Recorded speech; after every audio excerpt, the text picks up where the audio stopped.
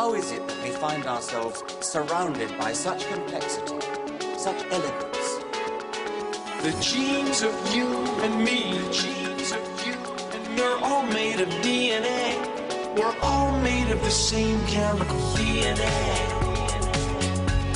We're all made of DNA. Hi, you're watching DNA Today, a multi-award-winning genetics podcast where we explore everything to do with genetics, from CRISPR to rare diseases to new research. We have won the Science and Medicine Podcast Award for many years now. We have hundreds of episodes, and we really hope you enjoy these conversations where we dive into so many genetic concepts. I'm Kira Deneen, a certified genetic counselor and your host. On February 16th, 2024, the Alabama Supreme Court brought fertility care in that state to a screeching halt and started a national conversation by declaring that frozen embryos were people in the eyes of the law. That's the first line of Laura Hercher's Scientific American article called How Arguments That Embryos Are People Pose a Threat to IVF. And we are lucky enough to have Laura, the author, joining us for this discussion, or I should say rejoining us, because you've been on a bunch of episodes, DNA Today. So thanks for coming on, Laura. Nice to be here, Kara. So for those that somehow don't know Laura Hercher, you are clearly not entrenched in genetics enough. No, I don't mean to be making fun of people. But yeah, she's been on a bunch of episodes, DNA Today. Laura, you've kind of become our correspondent on when legislation affects reproductive medicine and rights, and we'll get to an exciting announcement at the end of the show about exciting project that you're working on in this space. But for those that don't know, Laura is a fellow genetic counselor and the director of student research at Sarah Lawrence College's genetic counseling program, where you were actually my thesis advisor when I was a student, graduated back in 2020. And her work as a commentator and journalist has been published in a wide variety of media outlets, including MIT Tech Review, The Nation magazine, New York Times. I mean, you name it, you've kind of been published there. So, Laura, I want to provide people an overview of the Alabama Supreme Court case and its ruling regarding the legal status of frozen embryos, because maybe people saw headlines, but they don't really know exactly what's going on. So what's your kind of recap to fill people in? Yeah, well, I think one of the things that can get lost in all the crazy, right? Is that there's a real story and a real injury that started this case. And it's sort of a hard to fathom story. I just feel like there's probably more than anybody's saying. But according to the court records, somebody, according to the story, a patient in the hospital wandered through an unlocked door into a lab where an IVF center kept frozen embryos. It went into the freezer, which should not have been an easy thing to do, removed a number of frozen embryos, and very late in the day realized they were extremely cold and dropped them on the floor. So this is not a story that makes any kind of sense to anyone who's ever been around an IVF lab, or even someone like me who has not been around an IVF lab but pays enough attention. It doesn't make any sense. But this is, in fact, the story that the courts have told. That's been told in court, let's put it that way. And I don't want to lose track of the fact that there was a very real injury here. 3 different couples lost embryos. Nobody gets to IVF without it being an incredible, heartbreaking process. It's expensive, it's painful, it's emotional, and it's a real loss to have embryos destroyed. But it's a loss that the courts across the country have had a hard time figuring out how to describe. What is it exactly? It's not exactly like somebody's stolen something from you, taken something from you. What they've taken is potential. Anyway, there's a lot of different ways to envision this, but the way that the Alabama Supreme Court envisioned it, that what they decided was that these were people. And this is a civil case, so it's not a murder trial, though in theory, and this is not unimportant, it could be. But what they said was that they could sue for wrongful death. And in fact, that the only thing they could sue for was wrongful death. They didn't have to look at any of the other charges because that was the main issue here. This idea, which is generally given the name of personhood, that from some fixed point, and generally that point is conception on, a blastocyst, an embryo, a fetus, is a person with all the rights thereto, it started out as a fringy idea, in the anti-abortion movement that has gone really mainstream. Like, and it's embedded now in our laws. It's embedded in multiple state laws, state constitutions, and so on. So, but it's a very, very extreme proposition. The idea that when you really start to thinking about it, it's very extreme. And when it plays out, as in this circumstance, the extremeness of it shows up. So immediately thereafter, they made that announcement like, okay, most of the IVF facilities in the state of Alabama said, well, we cannot do what we do in the clinic. We cannot create embryos, freeze embryos, test embryos, choose embryos. We can't do any of it if embryos are people, and all of the liability that would reside in that becomes a part of the process. With this being so threatening to IVF centers and just with all of this potential liability, I imagine a lot of IVF centers have just been like, this is too much to deal with. We're just not going to continue care in Alabama or places that we're going to start an IVF center. Am I getting that right? Yeah. Well, the initial reaction in Alabama was that most IVF centers just ceased business for a period of time. There was a law passed in the legislature in a sort of an emergency way, because this is on a nonpartisan basis. IVF is super popular. 85% of Republicans also are, pro IVF strongly.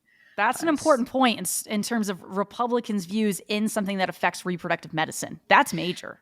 Yes, right. So they and laws are written so they don't make any sense at all. They say things like an unborn person is a person from the moment of conception in the uterus, which is just an attempt to sort of step around IVF. Because like, well, it has to be. And I'm like, well, if you believe that conception is magic, I mean, well, do you believe that it's uterine magic? Like somehow it's not something that when you take a hard look at it, it makes a lot of sense.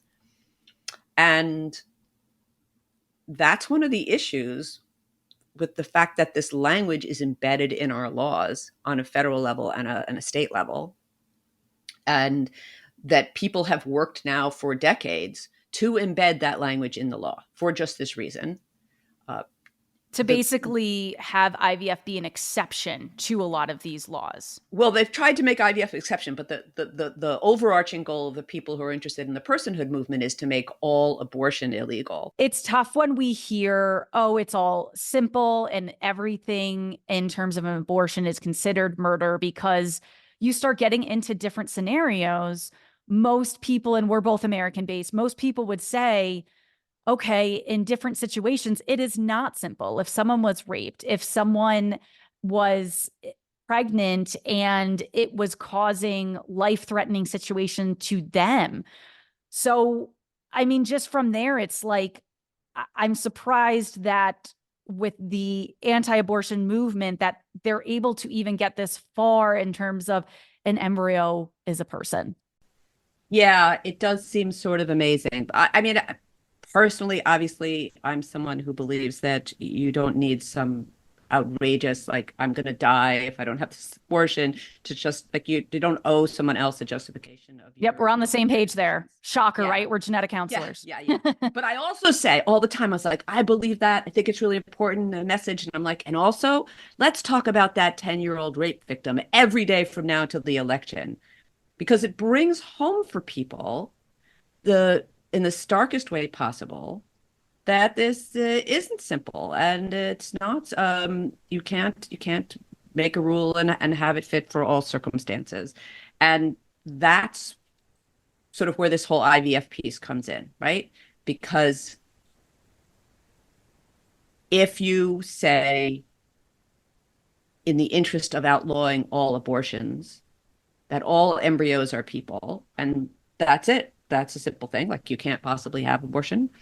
You find yourself saying outlandish things like,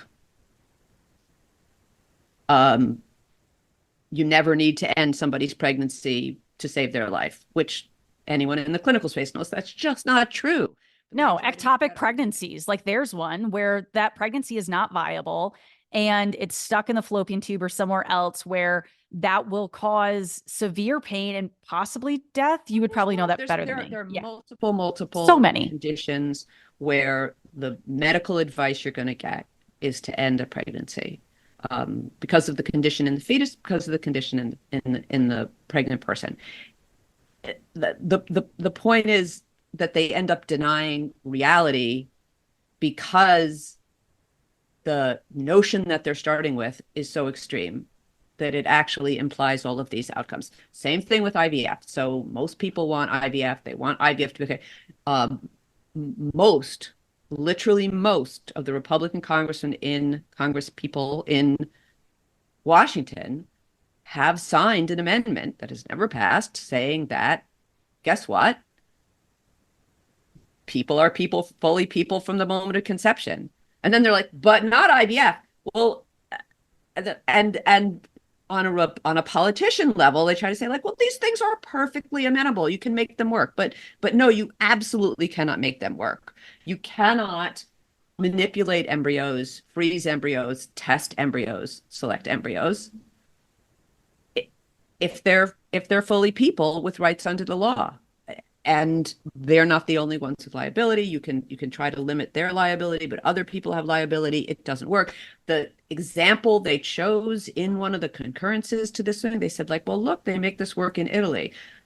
That was a straight up error. They passed a bunch of laws in Italy to this effect, saying you could only create 3 embryos and they all had to be transferred because you couldn't freeze embryos, you couldn't create excess embryos. And those laws were repealed in 2008 because in fact they didn't work. They were a disaster. People were just leaving the country to get IVF because you can't. It doesn't work. You create. So all of these things, assuming that they don't, and this is nothing to take for granted, to be honest with you, but assuming that the laws are done state by state and you have restrictions in some states and not in others. And I don't expect, because they're so unpopular, I'm not predicting that they'll create sort of things saying like IVF is not allowed, but they'll create laws like we have right now in Louisiana saying you cannot freeze embryos. So Louisiana takes advantage of the fact that you can simply transport your embryos somewhere else. And that's what they do. But if you have a bunch of contiguous states where you can't do that, first of all, if they're limiting the number of embryos that can be created at any one time, all of this serves to make IVF more expensive and less attainable. That's what I was thinking, because it's just so hard. Because if someone goes and they're like, okay, I'm going for an egg retrieval, they might be like, well, you only got so many eggs. We recommend another round, and then create like, freezing eggs versus freezing embryos. Okay, say only so many of those eggs even made it to the embryo stage. Only so many of those embryos are growing. It's already so hard and relatively expensive. I cannot imagine making this more expensive. It's incredibly expensive. And everything you do to add expense doesn't get rid of IVF. It restricts who has access. In this country already, more than half of the people who would want access to IVF don't have it. It's already not only a scarce and expensive resource, to which we do not offer equitable access. No. And this will just make it more so in those areas. There's already what they call IVF deserts. There's much more IVF facilities available on the coasts than there is in rural and southern areas, western areas. Everything we add to this just makes it worse.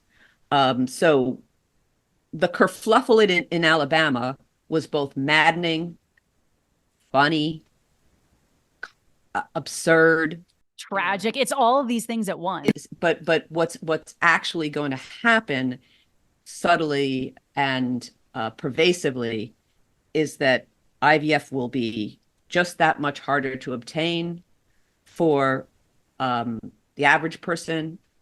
It's still there for somebody with wealth and means and resources and education and all those things that allow you to sort of access what you want to access, even if it's not available the next town over. So that's really tragic. And to those people is really tragic. What this decision was ludicrous and nuts, but actually in keeping with what is in the law in many, many states. By the way, some of those laws were written not with abortion in mind. Some of those laws were written to protect, for instance, victims of spousal abuse, so that if somebody was harmed during a pregnancy, which is unfortunately a time when there's a lot of spousal abuse, and in that harm, the fetus was injured or lost, that there was a way to go after that person under the law. Interesting. Which is fine, which is understandable that you would want that option, but you can create a law that sort of specifies fetal loss, fetal damage, so on. But a lot of those laws were written to sort of say the fetus is for these criminal purposes a person, and then therefore this is murder, this is manslaughter, this is abuse, and so on. And we've already seen that many of those same laws are being misused to go after pregnant individuals who have miscarriages or who have drug problems and so on, and recharacterize those as child abuse with criminal penalties. And like, look at the reality that essentially only happens to the most vulnerable individuals in vulnerable places. So it's already, there's really a checkered history around this whole idea of personhood and how it will be applied. And this is just one more thing. And in a sense, you look at the Alabama thing, and a part of the story is that the Alabama Supreme Court said, as I said in the piece, said the quiet part out loud, which is like, oh, we've done this reading of what's in the Constitution, and it actually means you can't treat embryos as anything but people. I said to somebody recently, it's like, well, okay, but if parents abandon them, which they probably will, because it's very expensive to keep paying for storage for forever, does the state have to keep paying for the storage? Because like those are abandoned children. Like are they going to put them in embryo workhouses? Yeah. How does that work? Because theoretically, embryos could just be frozen indefinitely. None of it actually makes any sense, and it's distracting in a way. But also the other part of it is, gosh, they fixed this fast for the wealthy families who can afford IVF. And I know that, and thank goodness also for all the not wealthy families who've mortgaged their homes, right, to have those embryos there and try to use them. So like, sympathy to them. But basically, it touched on the people who are part of the power structure in the world and who want this amenity of their lives, as I would. And they fixed it in 2 weeks flat, right? But it's still lurking there. The diehard anti-abortion forces, like the like Susan B. Anthony Foundation, I think. Yeah. They objected very much to this fixed law. They objected to Trump saying yesterday that it should go to the states and there shouldn't be a national ban. Like, there's a good, solid percentage of the country that's just like, we were promised that embryos are people, and that's really the only reality that we're going to set, and everything that comes with it. And I want people to understand how extreme a position that is, and it's really the mainstream Republican position at the moment. One question you bring up in the article, and I'm going to paraphrase it: will the popularity of IVF alone suffice to safeguard the right to fertility care? Obviously, IVF is so popular. And I don't mean to say popular in the sense of, oh, it's a fad, but like, it is a medical reproductive technology that we need for some people to be able to be pregnant and to have biological children, which people should be able to do if they want to. But also in our world, as we were saying, to prevent certain conditions from being passed on, because in order to genetically test an embryo, you need to do IVF to have that option. And oftentimes we are freezing embryos as part of that process. Let's be clear, Kira, you cannot do any of that testing without freezing embryos. Yes. Thank you for clarifying that. None of that is possible. You can't test and do a fresh transfer. Right. It's impossible. It's not feasible. And people that suggest that all of these have fixes are just snowball. They're just gaslighting you, right? They're like telling you, no, there's an easy fix for all this. There are no fixes for this. If you want the modern fertility medicine that's offered through IVF, then you cannot also claim that embryos be treated exactly like people. I mean, honestly, the idea of treating all embryos like people doesn't make any sense anyway. I mean, so the things that, I mean, they talk to this audience, they know that. It's like, you're not unique people. You could clone them, you could recreate them, you can identical twin them, but also most of them don't survive, Yeah. their precarious state. So um it, it's not a good functional definition. So you're asking, what happens? What happens here? Well, a couple of things to be aware of. One is, one of the more hidden costs of the 4 years of the Trump presidency is that Trump did a really efficient job of stacking the judiciary after years of strife in Congress that made it difficult to confirm judges. So there were lots and lots of spaces, and the judiciary is stacked with very young, very extreme people because they came all out of the Federalist Society, sort of this one organization sort of said, here's your judges. And a lot of them are very extreme. I mean, look at the decisions we've had. Look at Michael Kazmierek in the Fifth District Court deciding that mifepristone, he is a better authority than the FDA, and he thinks mifepristone is not safe enough for use. I mean, I think that's which is a drug to take to induce an abortion, a medication. Is some rando justice in Texas said, like, oh, the FDA convened an expert panel, looked at this, studied it for 20 years, looked at it again, looked at performance data after years, and made a series of decisions. But I, Michael Kazmierek, am pretty sure I know better. Based on what my clerk got from Google last night, I think it's too dangerous. And so these judges didn't like crawl out of the woodwork. They were put in place. And our country is stacked with them. And it's kind of like time bombs as far as stuff like this go. Like, so if you're a IVF provider and you're one of the relatively small number of REIs coming out of the training every year, and it's like, where would you want to practice? Right? Would you want to practice somewhere where one day a legal decision can come down and suddenly, not only is what you're doing illegal, but also like you could be sued for anything. You could be stripped of your license for things that are legal. Not just your business goes under, but like you go under. Yeah. I mean, it's just so much uncertainty. One can only assume that you would have a drift away from services in these areas. And unfortunately, it's always the same people who are shortchanged. It is. It is.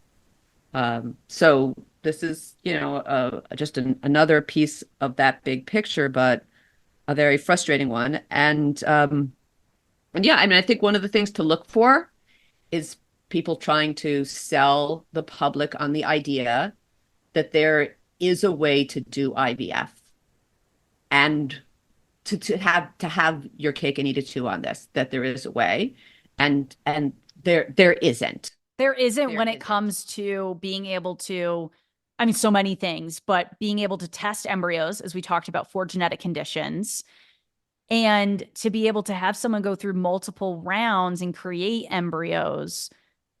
What are you going to create embryos, do a fresh transfer every time? Like the timeline just doesn't make sense. And those are the two main things that I see as just not working at all. And I would think because it's so absurd. An embryo each time, right? Like right. The chances of that embryo. So you'd go back to doing transferring 2 or 3 at a time, having all the issues with multiples, all of those issues. The list is kind of endless. It is. And even then, even when you did all that, you would still have issues of who could sue who, right? Yeah. How do you resolve custody disputes over embryos if you're viewing them as people? What about grandparents? How do you, one of the things was not only did all the IVF clinics shut down, the company that transports embryos, there's sort of one company that does a lot of embryo transport, said, well, we're not working in Alabama.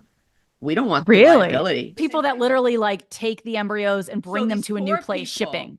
These poor people, they get a phone call saying, we have, 10 of your embryos frozen that were your blood, sweat, and tears and a lot of money, and we can't use them. And then they call up and they say, well, okay, we want to transfer them to another state so I can go to a facility there and use them. And Yeah. like, transport companies won't pick up those embryos in Alabama and bring them somewhere else. This was like Oh in my the God. wake of that. Why would they want to subject their drivers to like the issues of like, what if something got thawed? Like there's just too much liability associated with this and too many unknowns. And the Attorney General of Alabama was saying,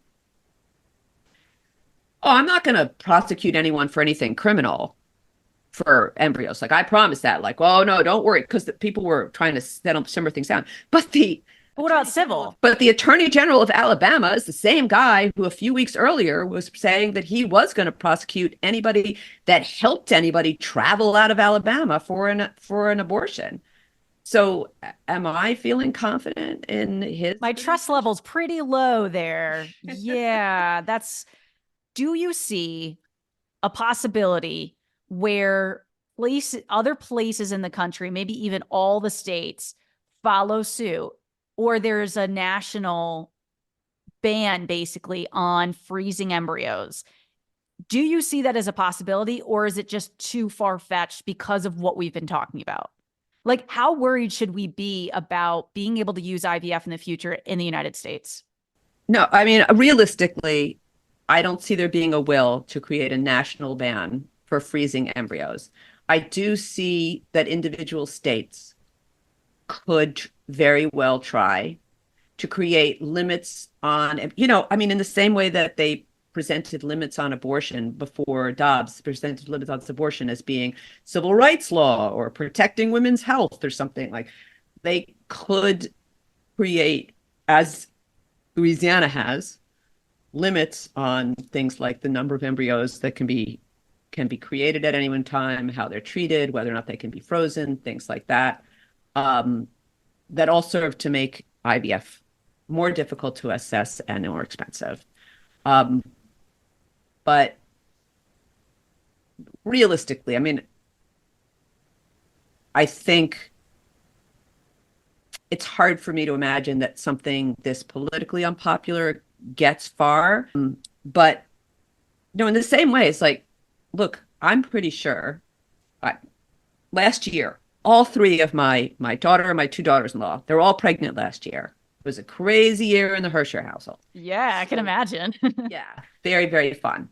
And I never for a moment wondered if anything went wrong with their pregnancy, that they would be arrested, and someone would accuse them because they didn't look upset enough, or some other subjective measure of maybe they had taken steps to end, or maybe they had put their pregnancy in danger. Maybe this is something that actually happened. Maybe they went to a bar and got in a fight and they got stabbed in the stomach, but they had provoked that, and they should have been more careful because they knew they were pregnant and they were safeguarding that child.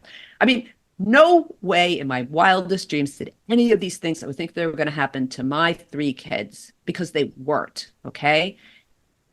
And that's one of the sort of secret illness, is that we tend to talk about this as like, will IVF be shut off or not shut off? But the truth is, as with most of these things, what really happens is who's losing access is the real question, not will they make something, popular. I mean, I do worry about, I don't go into the weeds, I do worry about the ways in which they could make abortion difficult all over the country. But at the end of the day, the empowered individual is going to get what they want here, but they have a great deal of latitude to make it more difficult for the rest of us, and for the more vulnerable populations. And frankly, that's really frustrating to me. And to feed into what you said with this project, I mean, I think there's a big picture here where this is just one little piece of, which is to say that here we are expanding all the things we can do in the prenatal arena, right? I mean, Yeah. you're in that field, not me, right? Oh, it's amazing to see what we can do now of like looking at sequencing genomes, exomes of a fetus. It's amazing. Right, right. And people who are coming into the pregnancies, if they have a family history of cancer or heart disease, they've already done panel testing. They know if they have a single gene that's creating susceptibility.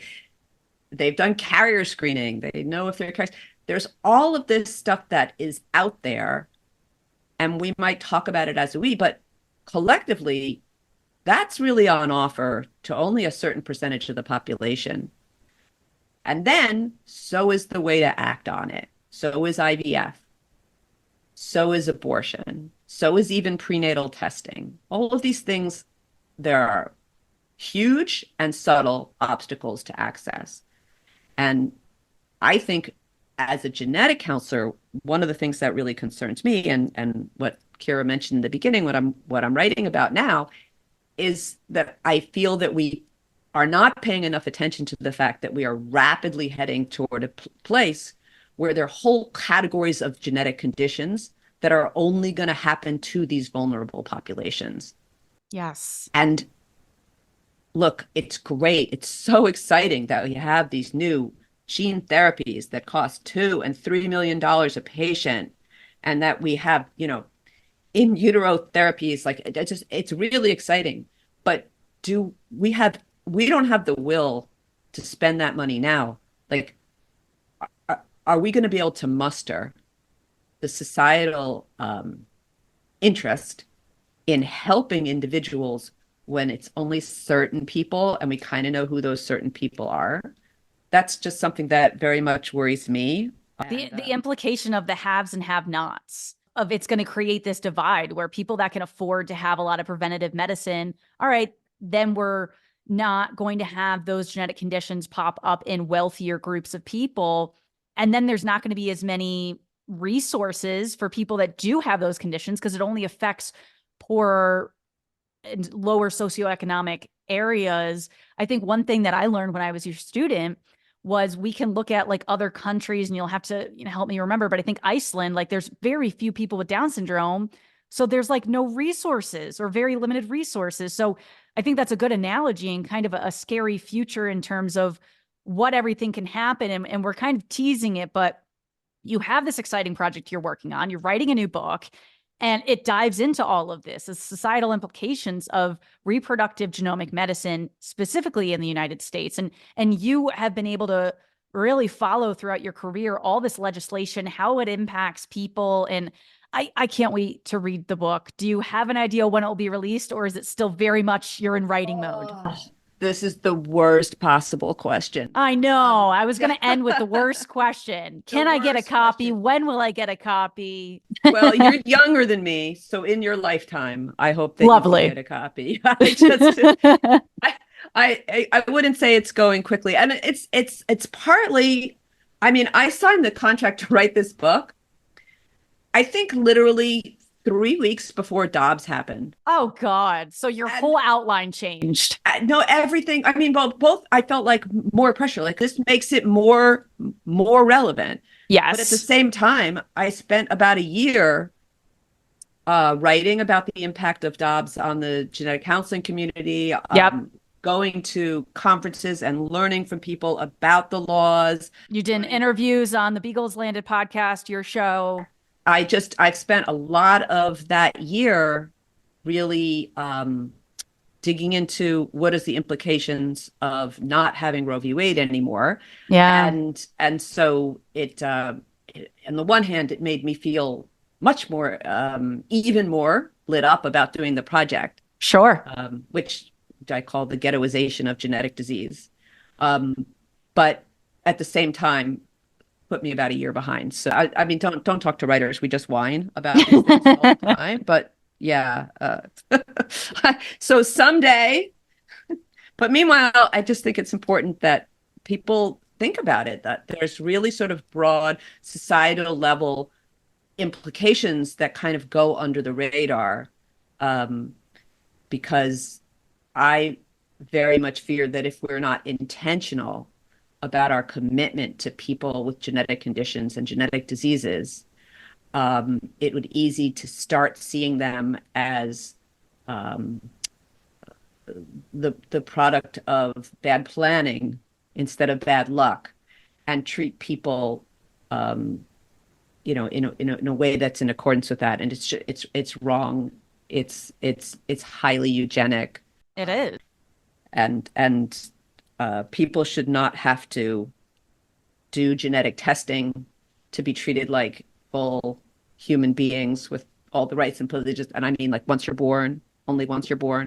But also, people should be given the same opportunities as other people in this country to, you know, to have access to whatever the technology they need, depending on their own views and situation and desires.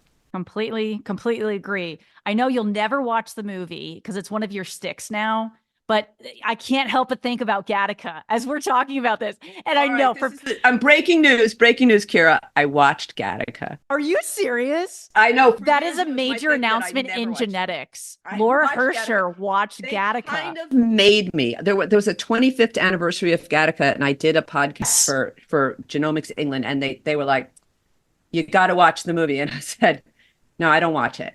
No, yeah, no, but that's always been your thing. I've known you for years. You've always said, I haven't watched it. I won't watch it. Wow. Well, then they said, we'll pay for it. And I'm like, it's $5. This is not a money issue. Yeah.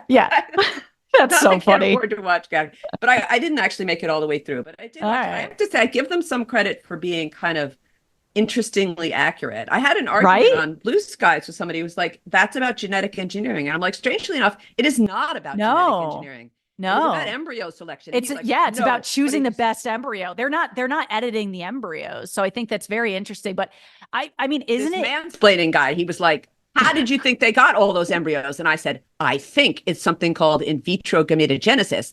But let's not discuss that now. But anyway, he was like, wow, you're just wrong. Obviously, it's genetic engineering. Rewatch that scene where the geneticist, genetic counselor person is sitting down with the couple.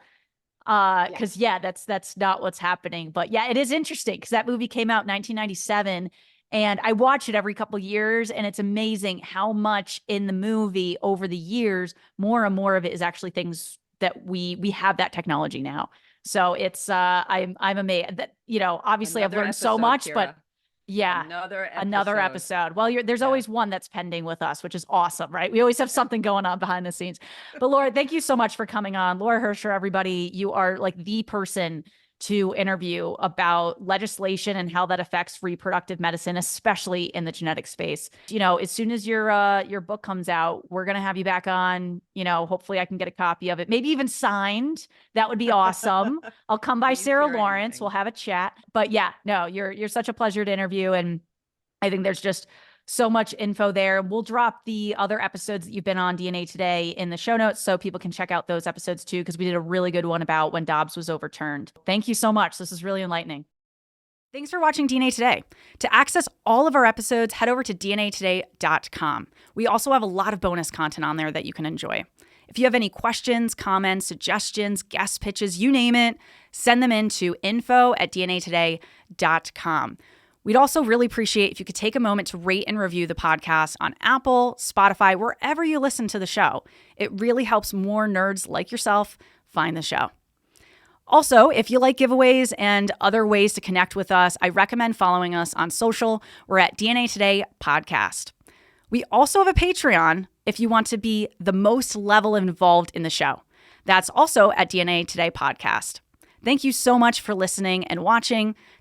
Join us next time to learn and discover new advances in the world of genetics. We're all made of DNA. We're all made of the same chemical DNA.